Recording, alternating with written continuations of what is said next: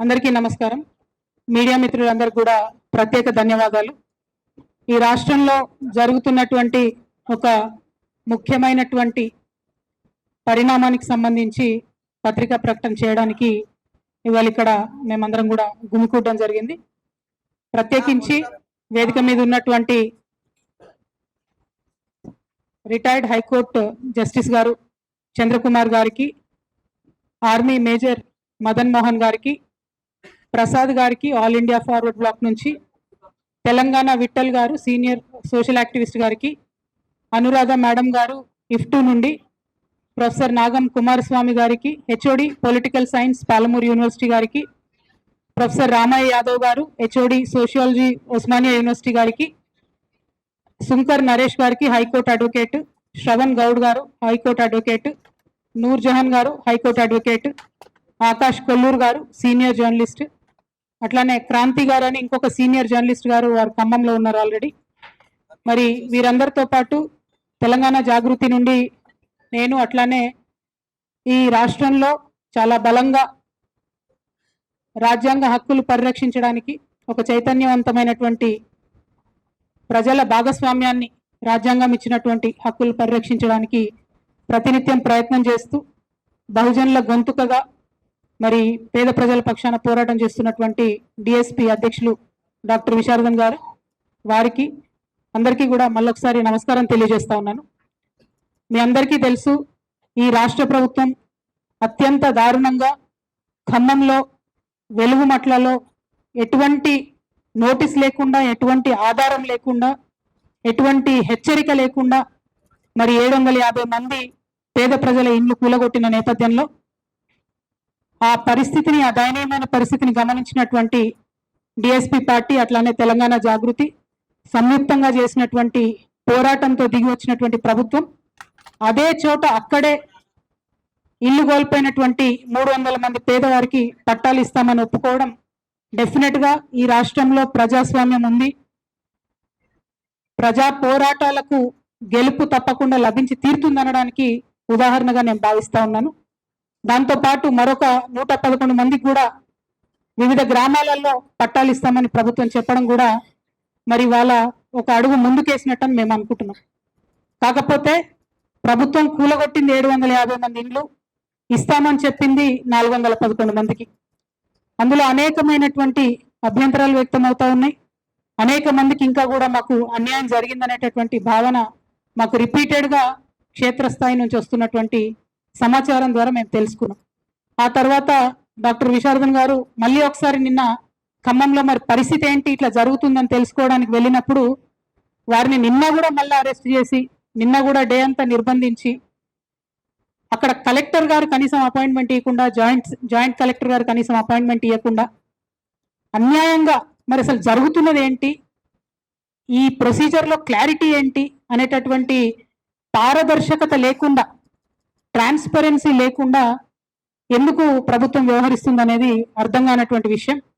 మరి ఏ ప్రభుత్వమైనా డెమోక్రసీలో ట్రాన్స్పరెన్సీ అనేది అత్యవసరం కాబట్టి ఆ ప్రభుత్వం నుంచి ఈ క్లారిఫికేషన్ రాబట్టాలన్న ఉద్దేశంతో మరి మేము ఆలోచిస్తున్నటువంటి సందర్భంలో జస్టిస్ చంద్రకుమార్ గారిని మేము సంప్రదించడం జరిగింది.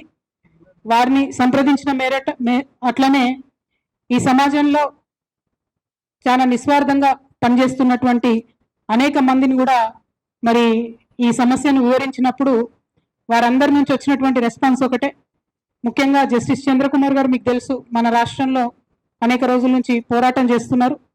ఆర్మీ మేజర్ మదన్ మోహన్ గారు వారు చెన్నై నుండి ఉన్నారు. ఈ సంఘటన అంతా చూసి స్పందించి మరి అసలు ఈ విషయం ఏంటి మేము కనుక్కుంటాము అని చెప్పి వారు మమ్మల్ని కోరినప్పుడు మేము ఇంట్రెస్ట్ ఉన్నటువంటి వాళ్ళందరినీ కూడా మరి ఈ విషయం కనుక్కోనండి అని చెప్పి మేము వారిని సంప్రదించడం జరిగింది. ఆ తదుపరి కార్యాచరణ తీసుకొని మరొక కమిటీగా వాళ్ళందరూ కూర్చొని ఏర్పాటు చేసుకున్నారు. అందరూ కూడా చాలా సీనియర్స్, అందరూ కూడా జర్నలిస్టులు, లాయర్లు, professors, retired high court judge, army major గారు, వీరందరూ కూడా ఇవాళ మన తెలంగాణ పేదల పక్షాన నిలబడడానికి రావడం, వారి వారి ఉద్యోగాలు చేస్తూ వారి సమయం ఇవ్వడం అన్నది నిజంగా కూడా వారిని నేను మనస్ఫూర్తిగా అభినందనలు తెలియజేస్తున్నాను, ధన్యవాదాలు తెలియజేస్తా ఉన్నాను. ఎందుకంటే వారి సమయాన్ని వెచ్చించి ఈ తెలంగాణ పేద ప్రజలకు ఏదో చేయాలని వారు అనుకోవడం అన్నది నిజంగా కూడా ముదావహం. మరి దాన్ని ఆహ్వానిస్తూ వారికి ప్రభుత్వం సంపూర్ణంగా సహకరించాలని ఈ సందర్భంగా నేను డిమాండ్ చేస్తా ఉన్నాను. నిన్న ఒక పొలిటికల్ పార్టీ అధ్యక్షుడిగా పోనీ విశారదన్ మహారాజ్ గారికి కలెక్టర్ గారు కలవలేదు అంటే ఒకంత అందులో న్యాయం ఉంది. కానీ రేపటి నాడు ప్రజల పక్షాన ఒక సిటిజన్స్ ఫోరం పక్షాన వెళ్తున్నటువంటి వీరందరికీ అక్కడ ఉన్న అధికారులంతా కూడా సంపూర్ణంగా సహకరించాలని చెప్పి కూడా నేను మనస్ఫూర్తిగా కోరుకుంటూ ఉన్నాను. అల్టిమేట్ గా మేము కోరేది ఒకటే, ప్రభుత్వం ప్రజా పోరాటాలకు దిగి వచ్చి 300 మందికి ఇండ్లు ఇస్తామని చెప్పింది. కానీ దాన్ని సంపూర్ణ న్యాయం జరగాలి. డిసెంబర్ 9 నాడు గృహప్రవేశం అని చెప్పారు. ఈ 8 నెలల కాలంలో మరి ఆ పేద ప్రజలు ఎక్కడ ఉంటారు? వారికి సంబంధించినటువంటి హౌస్ రెంట్ ఏంది, స్కూల్ ఖర్చులు ఏంది, జరిగినటువంటి నష్టానికి పరిహారం ఏంది, ఇటువంటి అనేక అంశాలు కూడా మా ముందున్నాయి. కాబట్టి వీటినంతా కూడా కంప్లీట్ గా సంపూర్ణంగా ఈ ప్రజలకు న్యాయం జరిగేంత వరకు మేము ప్రయత్నిస్తాం. మరి కమిటీగా ఏర్పడి వెళ్తున్నటువంటి వారికి కూడా అక్కడ ఉండేటటువంటి స్థానికంగా జాగృతి కార్యకర్తలు అందరూ కూడా సహకరించాలని కోరుతూ, అందరికన్నా ముఖ్యంగా ప్రభుత్వం సహకరించాలని చెప్పి నేను డిమాండ్ చేస్తా ఉన్నాను. మరి ఈ సందర్భంగా డాక్టర్ విశారదన్ గారిని మాట్లాడవలసింది కోరుతాం. రాష్ట్రంలో జరుగుతున్న పరిణామాలన్నీ మీ అందరూ చూస్తున్న విషయమే. వెలుగుమట్ల భూబాధితులకు సంబంధించినటువంటి ఆద్యంత పోరాటం అది ఎక్కడి నుంచి మొదలైంది, ఆ పోరాట పరిణామం అంతా జర్నలిస్ట్ మిత్రులంతా చూస్తున్నారు. అందులో ప్రధాన 1-2 ఘట్టాలతో మీకు ఒక 3 మినిట్స్ చెప్పి ముగిస్తాను.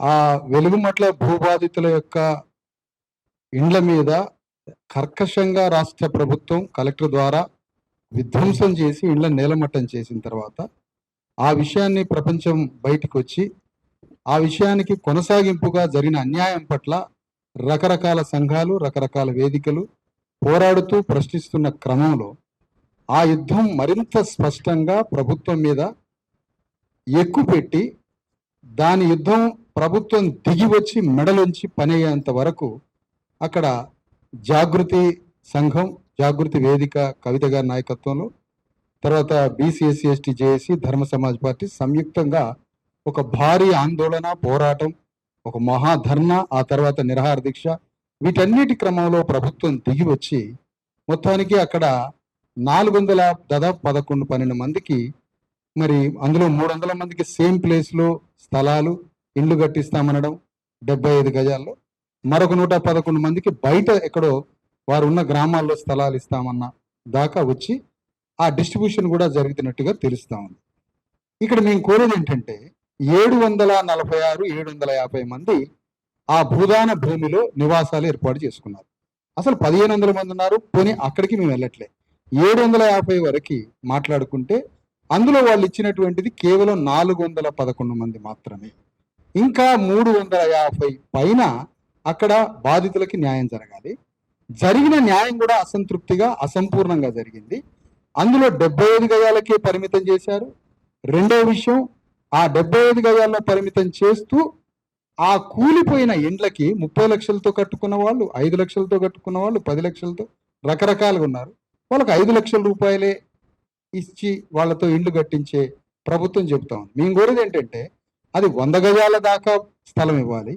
750 మందికి అక్కడే 100 గజాల స్థలం కేటాయించి వాళ్ళ కూలిపోయిన ఇండ్లకి విలువకు తగ్గట్టుగా భవనాలు, ఇండ్లని నిర్మించి అక్కడ ఆత్మగౌరవంతో 750 మందికి అదే స్థలంలో ఆత్మగౌరవంతో వాళ్ళకి పట్టాలిచ్చి భవనాలు కట్టించి సకల సదుపాయాలతో రోడ్లు, facilities, current, water, everything sanitation కల్పించి అక్కడే వాళ్ళని సెల్ఫ్ రెస్పెక్ట్ గా నిలబెట్టాలనేది మా స్థూలమైన డిమాండ్ మాది.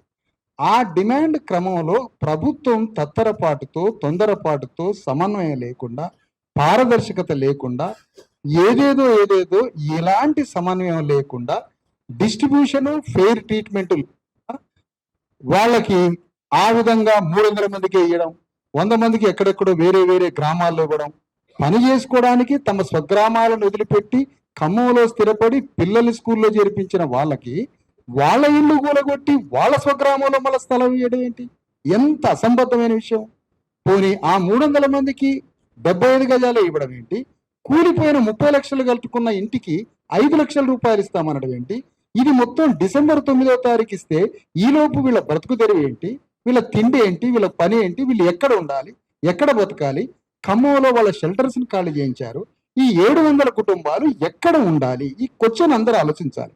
ఈ 700 ఫ్యామిలీస్ డిసెంబర్ 9 ఇండ్లు కట్టించేంత వరకు ఎక్కడ బ్రతకాలి? వాళ్ళ పిల్లలు ఎక్కడ చదవాలి? వాళ్ళ తిండి, బట్ట, ఆరోగ్యం, నివాసం ఎక్కడా? దీని పట్ల గవర్నమెంట్ ఇంతవరకు క్లారిటీ లేదు. ఇది ఎంత అన్యాయం! ఒక కలెక్టర్కి ఈ మాత్రం ట్రాన్స్పరెన్సీ, హ్యూమన్ కైండ్ లేకపోతే 700 కుటుంబాలు ఎట్లా బ్రతుకుతాయి? ఇది ప్రధానమైన విషయం. తర్వాత ఈ 20 రోజుల నుంచి వాళ్ళ లైవ్లీహుడ్ ఏంటి? ఎక్కడ బతికారు? ఎక్కడున్నారు? దాని కాంపన్సేషను, ఇల్లు కట్టించేంత వరకు కాంపన్సేషను, మొత్తంగా ఇది మెట్లు దిగి ప్రభుత్వం ఈ మాత్రం చేసింది ఓకే, బాగానే ఉంది. కానీ ఆ చేసేదేదో సంపూర్ణ న్యాయం చేయండి. ఆ 750 మంది కుటుంబాలకి అదే భూమిలో వారికి సమగ్రంగా ఇండ్లు కట్టించి, స్థలాలు ఇచ్చి, సకల సదుపాయాలతో వాళ్ళని ఆత్మగౌరవంగా అక్కడ నిలబెట్టండి. ఈ సంపూర్ణ న్యాయం ప్రభుత్వం నుంచి జరగడానికి నీవుగా ఉద్యమ వేదికలుగా పోరాడుతూ ప్రయత్నిస్తున్నప్పుడు అరెస్టులు, పోరాటాలు, నిర్బంధాలు ఇంత వికృతంగా, తీవ్రంగా ఉంటున్న ఈ క్రమంలో మేము మేడం కవిత గారు జాగృతి అధ్యక్షురాలు, నేను మా సంబంధించిన ఉద్యమ ప్రతినిధులు, జస్టిస్ చంద్రకుమార్ గారు మనందరికీ తెలిసిందే, రాష్ట్రంలో ఒక పెద్ద మనిషి, అందరికీ పేదల విషయంలో ఒక దిక్కుగా మారినటువంటి ఒక గొప్ప మహోన్నత వ్యక్తి. ఆ వ్యక్తిని మేము కలవడం జరిగింది. వారిని సంప్రదించిన తర్వాత వారి నుంచి వచ్చినటువంటి మాట, వారందరూ కలిసి ఒక ఫ్యాక్ట్ ఫైండింగ్ కమిటీ, నిజ నిర్ధారణ కమిటీ, వెలుగుమట్ల భూబాధితులకు సంబంధించిన పోరాట క్రమము, ప్రభుత్వం వారిని పట్ల వ్యవహరించిన వైఖరి, ఆ తర్వాత ప్రభుత్వం దిగి వచ్చి అసమన్వయంగా, సమన్వయం లేని విధంగా, సంపూర్ణ న్యాయం జరగని విధంగా చేసిన తీరు, వీటన్నింటి పట్ల ఒక నిజ నిర్ధారణ చేసి, ఆ నిజ నిర్ధారణ ద్వారా, మీ ఏ అంశాల జోలికి వెళ్ళట్లేదు, నిజ నిర్ధారణ ద్వారా అదే భూదాన భూమిలో నివసిస్తున్న 750 కుటుంబాలకి సంపూర్ణ న్యాయం జరగడానికి ఒక నిజ నిర్ధారణ ఫ్యాక్ట్ ఫైండింగ్ కమిటీ అవసరము అన్న భావన జస్టిస్ చంద్రకుమార్ ద్వారా వెలిపుచ్చడం జరిగింది. దాని క్రమంలోనే వారు ఒక 10, 11, 12 మందిగా ఒక కమిటీ బృందంగా ఏర్పడి, అది రేపు ఖమ్మం వెళ్ళడానికి, రేపు ఉదయానికి ఖమ్మం వెళ్ళి భూబాధితుల్ని కలవడం, ఏ భూమిలో ఇల్లు కూలగొట్టారో ఆ భూమికి వెళ్ళడం, ఇదంతా ఒక డెమోక్రాటిక్ కాన్స్టిట్యూషన్ వేలో, ఒక పీస్ఫుల్ మెథడ్ లో, ఒక ఉన్నతమైనటువంటి హైకోర్టు జడ్జి, రిటైర్డ్ జడ్జి, మానవ హక్కుల కోసం దశాబ్దాలుగా తపలు పడుతున్నటువంటి ఒక మహాన్ వ్యక్తి ఆధ్వర్యంలో డెమోక్రటిక్ వేలో ల్యాండ్ దగ్గరికి వెళ్తుంది, డెమోక్రటిక్ వేలో విక్టిమ్స్ దగ్గరికి వెళ్తుంది, డెమోక్రటిక్ వేలో ఎగ్జిక్యూటివ్ అధికారులను కలుస్తూ ఉంది, బాధితులను కలుస్తూ ఉంది, డిఫరెంట్ డిపార్ట్మెంట్స్ ని కలుస్తూ ఉంది. మేము ఇక్కడి నుంచి కోరేది ఏంటంటే, మమ్మల్ని అరెస్ట్ చేశారు, సంతోషం. నిన్న 7 పోలీస్ స్టేషన్లు తిప్పారు, సంతోషం, ఓకే, జరగనియండి. అది మీకు సంబంధించిన మీ విచక్షణ, మీ విజ్ఞతకు వదిలేస్తున్నాం. నిన్న కలెక్టర్ రాలే, కలెక్టర్ ఆఫీస్కి జాయింట్ కలెక్టర్ రాలే. ఇది ఎందుకు అంటున్నానంటే, ఇంత గొప్ప కమిటీ అక్కడికి చేరుతుంది. ఈ కమిటీకి ప్రభుత్వం 100% అన్ని రకాలుగా, వీరు నిజ నిర్ధారణ కమిటీ, ఇది న్యూట్రల్, ఇందులో మా ఆర్గనైజేషన్ మెంబర్స్ లేరు, ఏ ఆర్గనైజేషన్ కి సంబంధించిన బయాస్ గా, పక్షపాతంగా ఎవరు లేరు. ఒక న్యూట్రల్ ప్రొఫెసర్లు, జ్యుడిషియరీకి సంబంధించిన వారు, లీగల్ ఎక్స్పర్ట్స్, స్వచ్ఛంద సంస్థలు, జర్నలిస్ట్ బృందాలు ఇందులో ఉన్నాయి. ఇంత స్వచ్ఛమైన తటస్థ వైఖరితో, ఎలాంటి బయాస్, పక్షపాతం లేని ఒక చైర్మన్ గా, ఒక జస్టిస్ గారి చంద్రకుమార్ ఆధ్వర్యంలో, మరియు ఒక major army major retired sir, Madras నుంచి, తమిళనాడు నుంచి వచ్చినటువంటి గ్రేట్ మ్యాన్ మదన్ గారు, మోహన్ గారు, రిటైర్డ్ మేజర్ మిలిటరీ, వారు తమిళనాడులో చాలా ఫేమస్ నేషనల్ పర్సనాలిటీ. వీళ్ళందరూ కలిసి నిజ నిర్ధారణకి, ఫ్యాక్ట్ ఫైండింగ్ కి వెళ్ళి, ఇదంతా న్యాయం చేయడానికి, బాధితులకి గవర్నమెంట్ తోటి డైలాగ్, పీస్ఫుల్ వేలో మాట్లాడటానికి ప్రభుత్వం దీనికి సహకరించాలని కోరుతా ఉన్నాం.